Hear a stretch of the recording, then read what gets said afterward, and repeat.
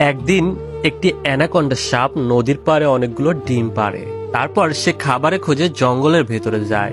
ঠিক তখনই একটি বড় জংলি বেজি চুপি চুপি এসে ডিমগুলো খেয়ে ফেলে। কিছু সময় পরে অ্যানাকন্ডা সাপটি ফিরে এসে দেখে তার সব ডিম শেষ। বুক ভরা কষ্টে সাপটি কান্না করতে থাকে। কিন্তু আশ্চর্যের বিষয়, একটি ডিম বেঁচে গিয়েছিল। সেই ডিমটি নদীর পানিতে গড়িয়ে পড়েছিল, পানিতে ভেসে ভেসে যাচ্ছিল। ঠিক তখনই একটি দয়ালু বিড়ালের চোখে পড়ে ডিমটি। বিড়ালটি ডিমটি তুলে নিয়ে নিজের বাসায় নিয়ে যায়।